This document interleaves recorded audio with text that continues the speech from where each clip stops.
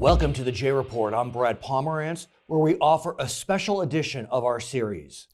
I want to shed light on a pressing issue that dramatically impacts our society, one that often remains hidden in the shadows: young people experiencing homelessness in the United States. This issue is not just a series of statistics. It represents the stories and struggles of countless young people across the nation. First and foremost, it is essential to understand the magnitude of the problem.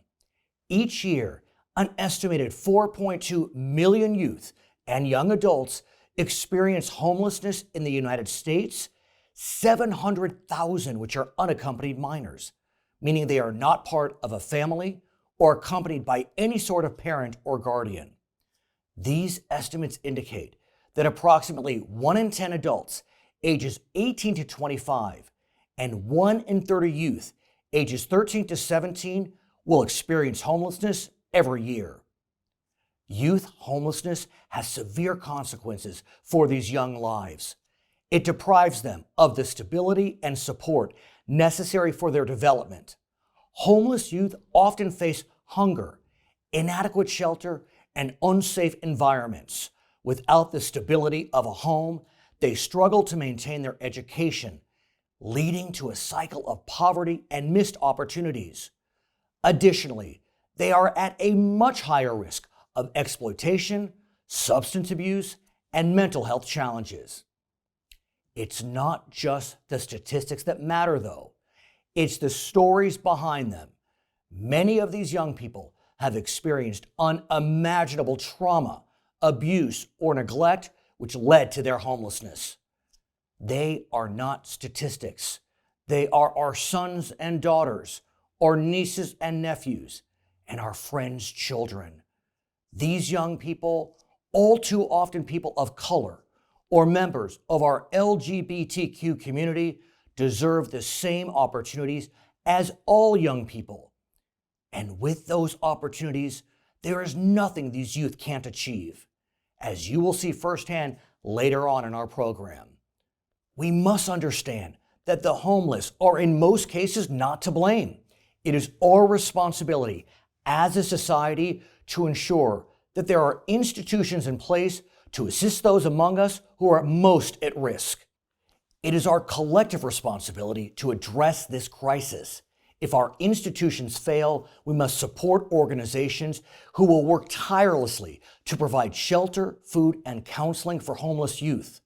We should encourage our communities, schools, and local governments to develop programs that help these teens access the resources they need to escape the vicious cycle of homelessness. Addressing youth homelessness also requires addressing its root causes. Poverty, family conflicts, and the lack of affordable housing are major contributors. It is our duty to advocate for policies that promote economic equality, affordable housing, and better mental health support. Later on in the show, we'll be speaking with members of a remarkable organization called Covenant House, who are working tirelessly to address these very issues. But coming up next, we will hear from attorney and child welfare specialist Paul Freese and Heather Carmichael, the executive director of My Friend's Place, who are going to try to explain to us how we got here and the severity of the crisis.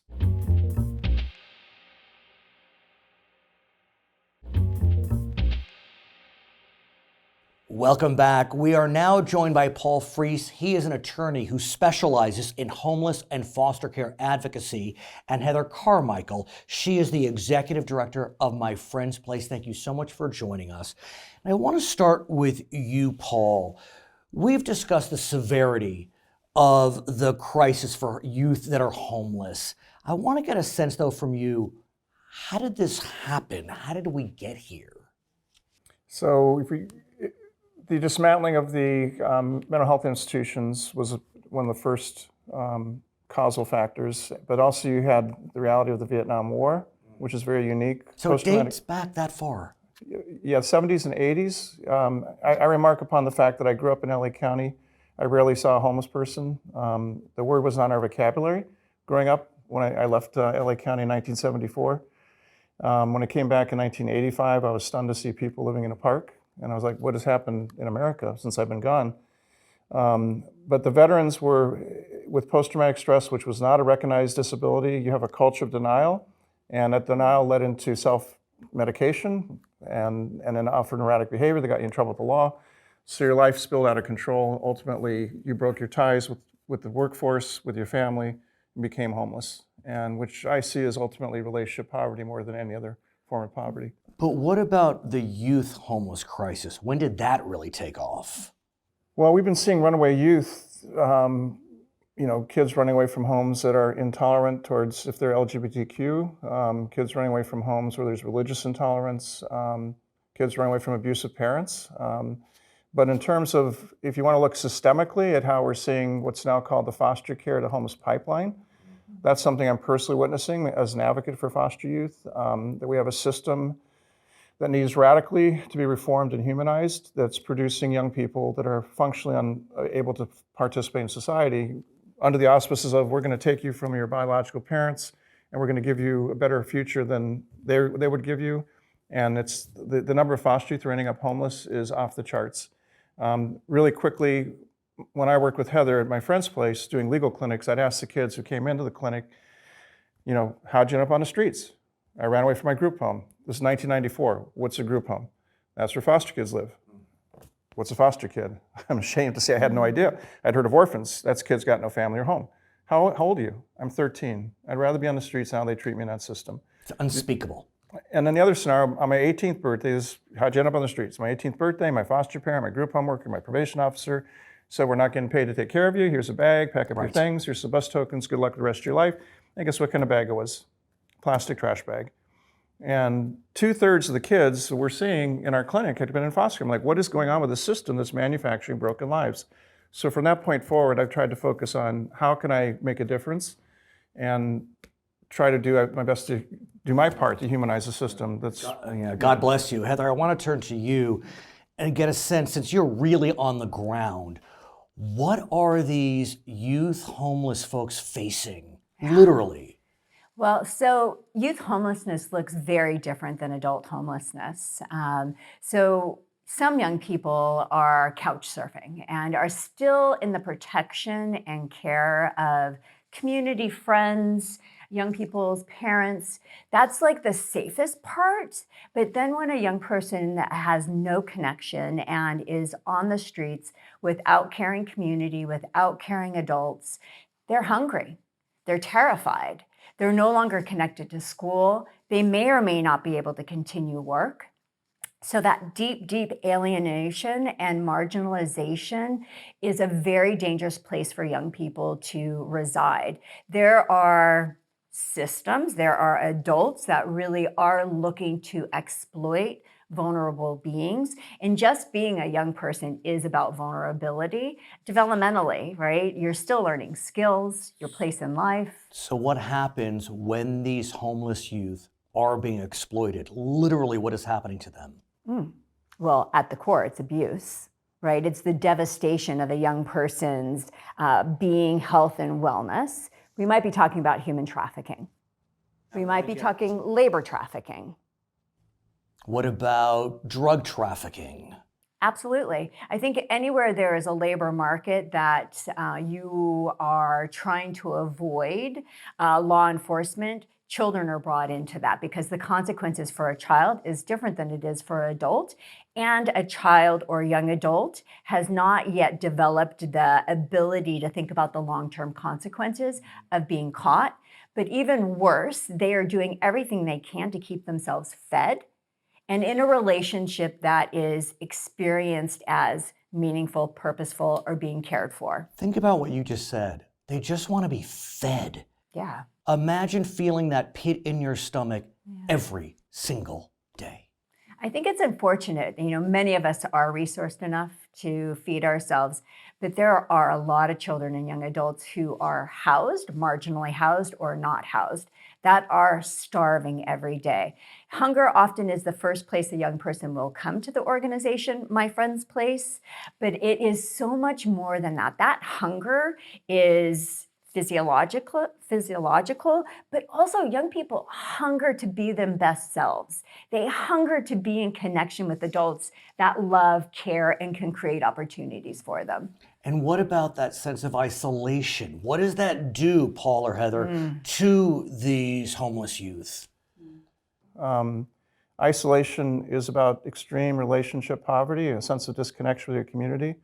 It's a breakdown of any connection with family, belonging, purpose, dignity. That scars the human being far more than lack of housing. So I think we all now know the impact of isolation coming out of COVID, right? Is that disconnection is pretty profound, and we're all still reeling because of that. But if you think about a young person at the prime of their identity development, left to be alone and having the sensation that nobody cares for them, people are stepping over them, some people are yelling at and degrading them just because they do not have a home and they are not cared for. So you think about how insidious that would be on the mind, body, and soul of a young person. So if we don't solve youth homelessness, it really sets young people up for the next generation of homelessness. Our adult population, I think more than 50% of adults experiencing homelessness say that they were homeless as a young person. Among those who are called, quote, chronically homeless, meaning the most have experienced it on the most, longest basis, have histories of foster care. I think young people learn to distrust systems, and in that learn to distrust adults. It only really takes one person to turn that corner, look that young person in the eye, for them to hold a little bit of hope that there is somebody in the community, that the community could potentially start to see the beauty and the brilliance that resides inside of them. And we're going to talk about how we can become that light for homeless youth. And we're going to dig deeper into the psychological impact of alienation, of isolation for our homeless youth. I'm Brad Pomerantz. We'll be right back.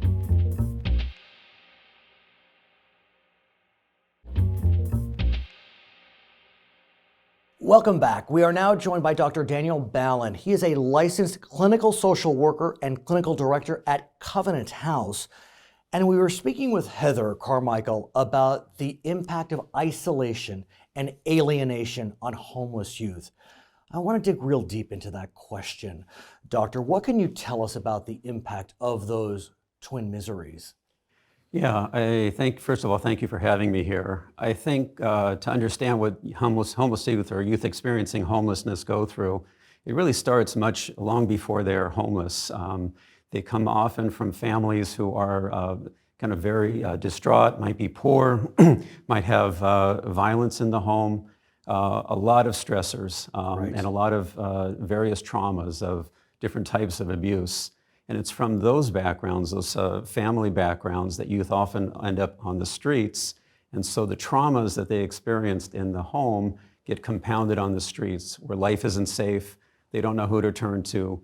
They might be turning to people, friends, peers, who are bringing them into dangerous activities. Such as Survival sex, such as drugs, such as perhaps criminal activity to be able to just survive on the streets. It's interesting you say survival sex. Yes. What does that do to them, to their minds, that they're selling their bodies, they're dealing drugs just to survive? Yeah, I think it's really about being in the moment, where just feeling good or getting through or connecting with anybody is important. And obviously money to help survive, to get food or cigarettes or whatever their immediate needs are. But it really shrinks their world down into the immediate and just kind of, what do I need to do to get through this next hour, this next day? Where am I going to sleep? Is it raining out? Is it going to be cold? Is it dangerous? Those are the things that someone who was experiencing homelessness, a young person, has to think about every day. And I think about the need, the yearning to be accepted, to be wanted in your teen years. It's so much more dramatic than we as adults feel. And so that yearning to connect, I gotta think, can really turn on them in ways that is detrimental. Yeah, absolutely. Because if there are young people who've been on the streets for a while, very often they have already adapted to street culture. And so new youth coming onto the streets will adapt that as well. And it's often made really difficult because adults in these young people's lives have not always been trustworthy. Often sometimes they've been abusive. They've let them down. They haven't been there for them. They've made promises they haven't kept. And so you have youth really focusing on their immediate peer structure rather than looking to adults who really might be much better equipped to help them out. So how are these homeless youth expected to figure out whom they can trust, whom they should connect to? How do they navigate that as they're just looking for their next meal? Yeah.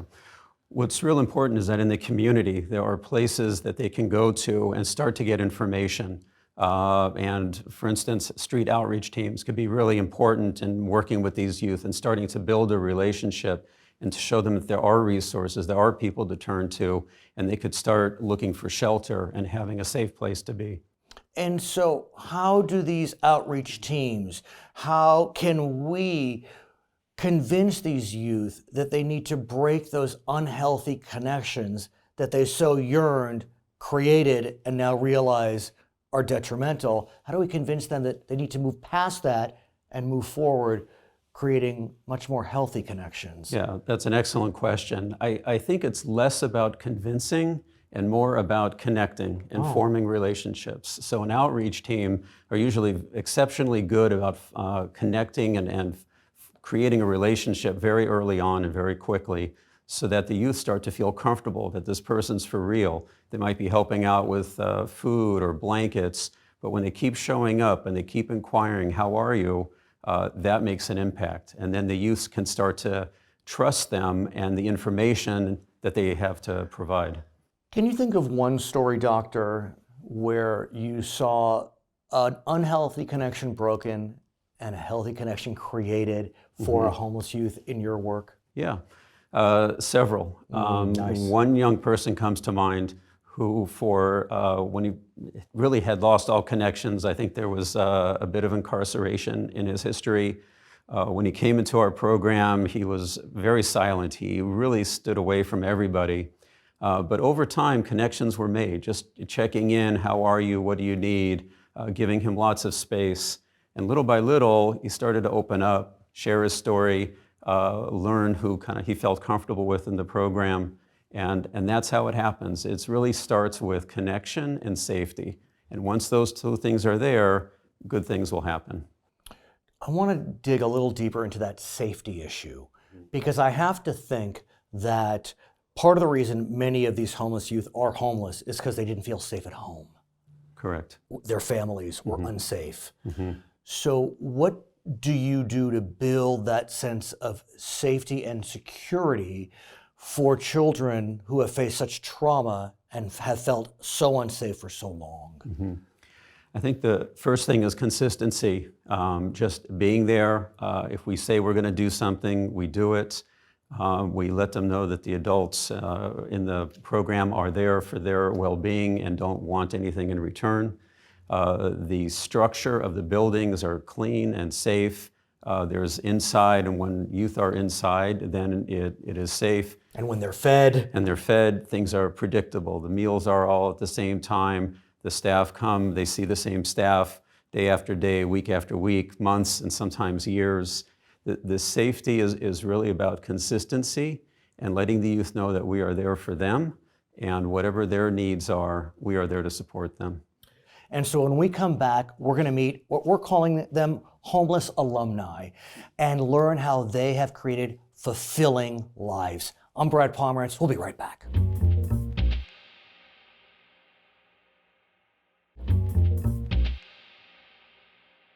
Welcome back. We are now joined by two gentlemen who are both formerly unhoused. Anthony Solis is an alumni of Covenant House. He is now their youth outreach advocate. Javon Wilkes is now the executive director of the California Coalition for Youth. Gentlemen, thank you so much for joining us. And I want to start with you, Anthony, and talk about how you went from being formerly unhoused and made it onto the other side. Wow, it's Good question. it's a journey that got to experience and live through. My upbringing wasn't that great. I had parents who had been hurt by their parents, and there's a lot that comes with that as far as abuse and substance abuse. And what's amazing to me about that type of story is that for some homeless youth, they'd prefer to be on the streets Yes. than to be in their family situation, which is devastating and heartbreaking. And my sense is that's where you were at? That's exactly what happened. I couldn't take it anymore, and one day, 14 years old, I decided that I needed to run away from this hell that I was living in. And I thought running to the streets was a better life for me. But I learned quickly that that was another hell all on its own. And I was homeless out in the streets for a very long time, for many years, How many? about 10 years. So from 14 to 24. Yes. Give us a sense of what that was like. It was horrible. It was terrible. First night I spent my night on the street, I was robbed of my shoes and my shirt, and I just ended up sleeping on the street for many years, on bus benches, underneath freeways. I was panhandling for food. I honestly thought that that was my life. That was going to be my life, and I just stood in the streets and abandoned buildings as well, because with the rain and the cold, and so I would find abandoned buildings and stay there. So what happened after 9, 10 years? How did you pull yourself out of that untenable situation? After so many years of going through that pain and hurt and despair, I was really hungry one day, and I was just tired, and so I picked up the payphone. There was payphones at that time. And I cried to the operator, and I told her that I needed help and I was hungry and I had nowhere to go. And she connected me with Covenant House, and Covenant House picked me up within 20 minutes, and my whole life changed from that moment on. Literally. Literally. Javon, I want to get a sense from you how important, how necessary are organizations like Covenant House to help move forward these homeless youth? When it comes to the organizations that have stepped in and stepped up to really support those young people out there on the streets experiencing homelessness, literal homelessness, they are the lifeline. They are the life preservers. They bring life to the young person to go from surviving to thriving. And that is pivotal and important in a young person's life as they have many years to live on. How do you, both of you, speak to homeless youth and persuade them that we are here for you? I mean, their sense of trust has to have been shattered. And here are these two guys walking up, one with a great beard, one with a great jacket, saying, come, let me help you. How do you break through? For myself, now being a staff member at Covenant House, there's a lot of hurt youth still out there today that are going through a lot of things, and a lot of them come to me with their story, and they're like, "You don't understand," and I share with them a little bit of my story, and I tell them, "But I do understand, and I do get what you're going through." You really do. You lived it. And they feel it, and I feel it from them, and I let them know that this is not the end here, that their life is just about to begin. Siobhan, what's your sense? That will be the same thing, the proximity when you're standing in front of a young person who says those words, "You don't get it," and you say, "Actually, I do, and I see you, and I see the potential that you have. Let me give you some tools. Let me be a resource for you to get there." How important are those connections, those statements of, I see you. I mean, I'm looking in your eyes. I see you. I'm here for you. I will support you on your journey. When you see a young person that has gone through such tremendous trauma and adversity, such as homelessness, addiction, and living a life in the lack of love, that right there, showing up, is the first step. And then being there with them, walking with them, holding their hand through things, that helps them at least take the steps for themselves, knowing that the next platform that they reach out to is actually tangible, even more so when somebody's there in their life. Tell me a bit about that journey. They've come in to the system. They've come to Covenant House. What do we see? What are they doing? How are you helping them along? I let the youth know when they come that I'm all ears. I hear them, I see them, I'm listening to them, and I feel what they're going through. And I just let them know that it's gonna be okay. It's gonna be all right, and we just take it one day at a time. And I let them know that there's services here that'll help them along the way to become what they want to be. Any moments recently where you saw a dull expression convert into a twinkle in the eye that really it made you realize, we got him. He's going to be fine. She's going to be fine. Recently, I had a youth that was in the shelter for a while, and just yesterday they announced to me that they got their first apartment, and I just seen the spark in them just change, and I said, all these years that I've gone through what I've gone through, this right here in this moment helps me really be proud to know that I was able to be part of this young man's life to get off the street. What about you, Javon? It's when it comes to a youth that's going through things, you gotta pump up the moments that may seem small but are so big. And that's even showing up to class. That's even showing up to the job. That's even calling you when they're going through a moment where they're having unfortunate suicide ideation. Right. Those moments, that glimmer, especially where you get to hear them laugh after a hard day, those things are tenfold in a young person's life that is gone and overcoming what they're overcoming and enduring. It's transformative. Exactly. And so when we come back, we're going to speak with people who are working at Covenant House now, some of your colleagues, and talk to them about how they are transforming or helping to transform the lives of these homeless youth. You will be amazed at the tireless work and the important work that Covenant House is actually effectuating on behalf of so many youth that just want to be loved and just want a chance. My name is Brad Pomerantz. We'll be right back.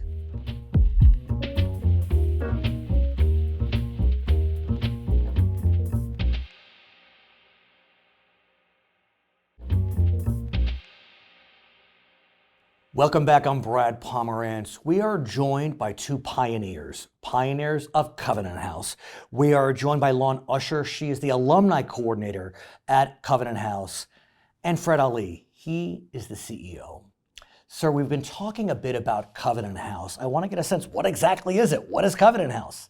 Yeah, well, thanks for having us. Covenant House is an international federation working primarily with young people between the ages of 18 and 24. We have sites throughout North and Central America. I happen to be the CEO for Covenant House programs here in California. We have sites here in Southern California and also in Northern California. And we offer young people who are unhoused when they come to us a full continuum of services, starting with work on the street and moving them through stages of housing, eventually getting them to a point where they can live independently.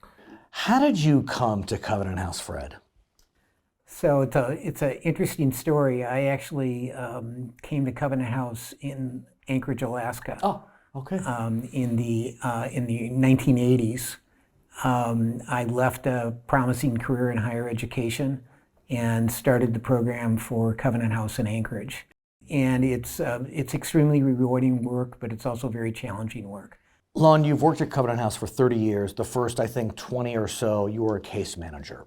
Yes. I want to get a sense from you, what happens that first moment where an unhoused youth comes in and is in desperate need of something? What do you do?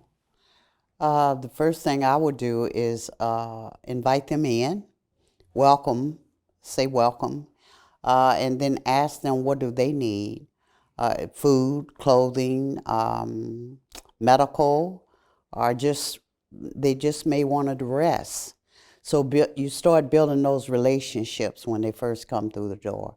So that may go on like 2 or 3 days, and then the more you interact with them, then they start opening up about what the real needs are. And I want to get a sense from both of you, what are the needs of a Covenant House student, let's say? What do they need? First of all, they need somebody to listen and hear them. and I don't think we do enough of that in society. Second of all, they need love. They need to know that just because they're 18 to 24, they don't have to be out on the streets, because mentally they're not adults. Society says they're adults, but they're not. They're still growing. So that's what I do. I give a lot of hugs, and I listen a whole lot.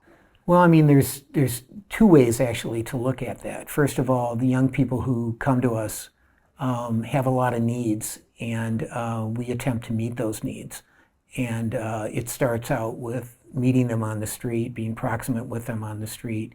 It also includes providing them initial shelter, and then taking them through steps: education, employment, in some cases mental health support, to get them to a point where they can live independently, and get them to a point where Lon can call them alums. Fred, you've worked in education, higher education, and so I want to speak to you about those needs. Sure, food, shelter, clothing, but what about what their psyches need? Yeah, well, I think what Lon is really saying is that they need somebody to really care about them, to listen to them, to see them. And if there is a secret to the success Covenant House has, it's exactly that: right. Providing a caring adult who listens to them and then helps them plan steps in their life so they can live a better life. Sir, I want to get a sense from you about the challenges that Covenant House faces, that unhoused youth face. Mm-hmm. I mean, it's just a fact. We are facing a homeless crisis right now. No matter what city you're in the United States. It just seems as if there are more unhoused people on the streets than there were 1 year ago, 5 years ago, 10 years ago, 25 years ago. Yeah. Well, I mean, I spend a lot of my time on the business aspects of this work. It's nice to be housed where I am because I have regular contact with the young people. But at the end of the day, it's a business, in this case, a nonprofit business. And so it's expensive to do what we do. And it involves multiple funding from the private sector to the public sector. And lots of times managing, for example, government contracts can be difficult. It can be frustrating because the government doesn't pay their bills on time. You provide services and then you wait for reimbursement. So there are definite administrative and funding challenges that go with this work. And sometimes that can be frustrating, but it's part of the deal. But I do want to dig a little deeper, though, and get a sense of kind of the climate right now, because, look, there are times in history where society, broadly speaking, feels more empathetic and less empathetic. Call me crazy, I feel like we're in a period where there's less empathy right now. And as a result, I just wonder whether that translates into the support that you need from government sources, as an example. Yeah, I think that in the case of Covenant House, many of our donors, and they talk to us about this, they see Covenant House as providing an opportunity to work with young people before they get to the stage of chronic adult homelessness. I think there's a lot of frustration in this country with a homeless problem that seems intractable. And they see Covenant House as a solution because we are meeting young people before they reach the stages of adult homelessness and providing them the support that will turn their lives around. Why, in your minds, do you believe that people see that Covenant House is working? You're there on the ground. What is it about, what's in the special sauce of Covenant House that attracts donors, being private or public? Love, attention, good listeners, understanding, commitment, all those words is what I think about when I think about Covenant House. I've asked and want to get a sense from you, Lon, since you're on the ground. Recently, last 6 months, whatever it may be, has there been a moment where you were looking at a client and you thought, we did it? Absolutely. Tell me one. Tell me one of your favorites. We've just started our affordable housing program, and we have successfully got 11 alumni into affordable housing where they can afford to live and become a community and be proud of their accomplishments. What do you see in their eyes? Joy, compassion, gratitude, all those good words, and they know that we really, really do care. When we come back, Lon and Fred, what I want to do is talk about how we can help, how we can be a light for these unhoused youths, because that's really what's so critical right now. What can we do to help Covenant House? My name is Brad Pomerantz. We'll be right back.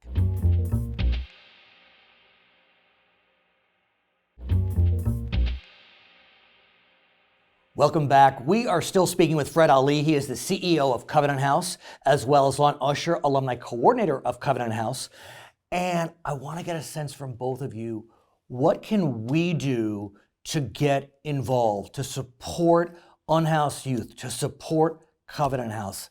There's no time better than the present. I think it starts with recognizing the needs of these young people. One of the last things that Martin Luther King talked about was the fact that our fates are intertwined. So recognizing that if we help somebody in need, we're also helping ourselves, we're helping our community. So people can get involved in various ways, recognizing the problem. And quite frankly, it's expensive to do this work. And people can get involved by providing support financially.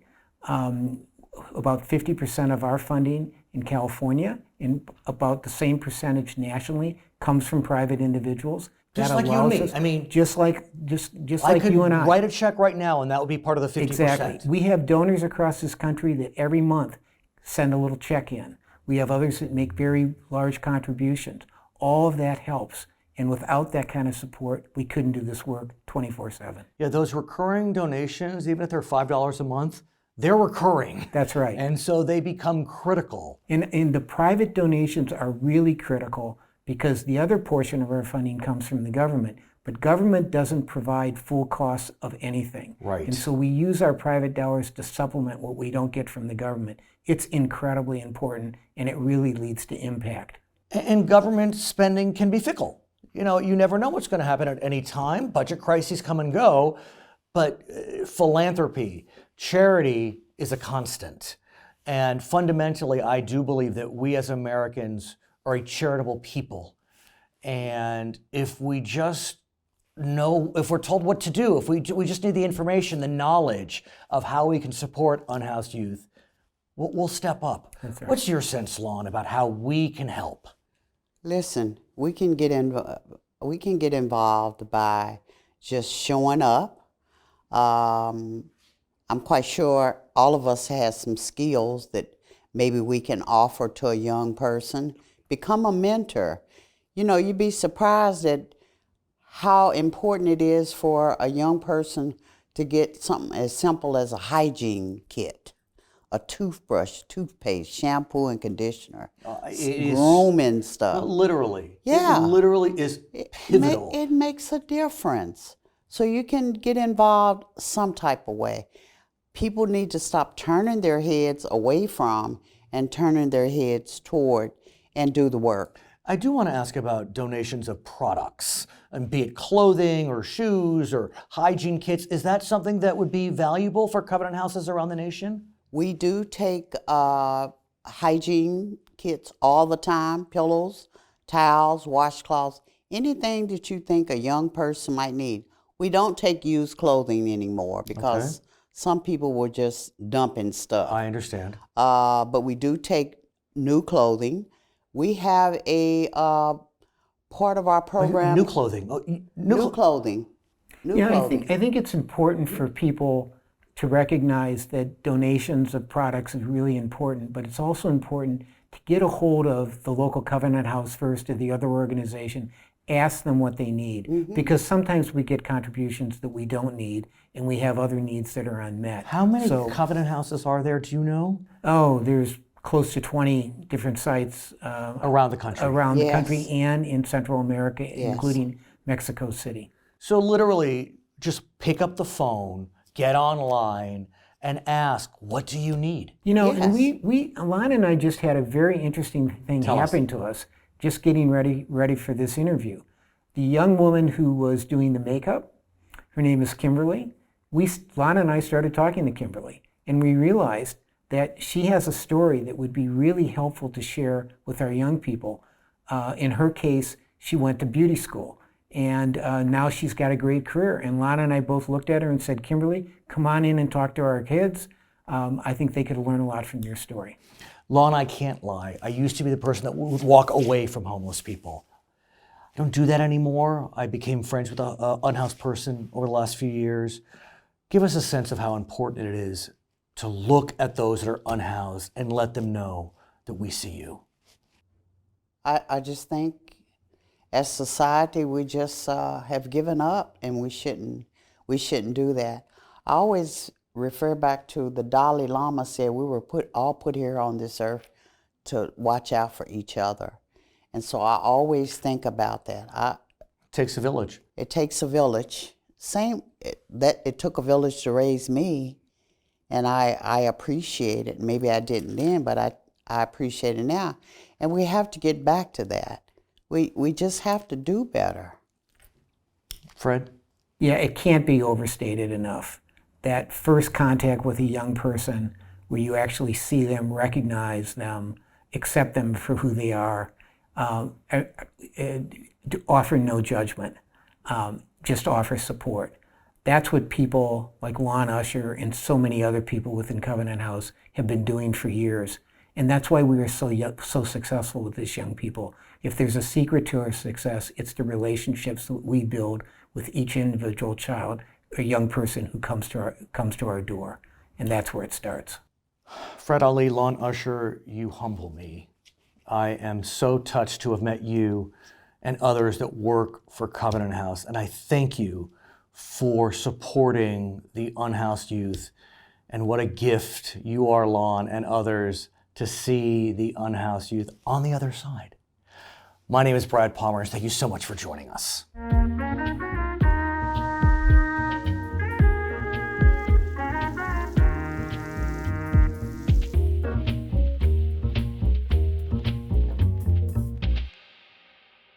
Allow me to share a personal story. During my daily commute to work, there on the sidewalk stood an unhoused man who I passed twice each day without a second thought. One day I stopped and extended a simple greeting. His name, Charlie. When I eventually offered assistance, to my surprise, Charlie's response wasn't for material aid, but a request for companionship. I don't want anything but your time, he said. And so every Friday for the next 2 years, I sat by Charlie's side. I listened to his life's anecdotes and dreams. Our bond deepened, and his stories became a routine part of my week. One fateful Friday, as I barreled and pedaled towards our usual spot, I met not Charlie's warm smile, but a single sign placed by others who knew him, announcing his passing. It read simply, R.I.P. Charlie. In his quiet way, Charlie taught me a profound lesson about the true essence of giving. He never asked for material possessions. Instead, he yearned for connection and understanding. His gift was not of tangible goods, but invaluable moments shared and hearts touched. So I implore you, our viewers, to heed Charlie's silent plea. Let us search our hearts and extend our love to those who may need it most. For in the act of giving, we find ourselves receiving so much more than we could ever imagine.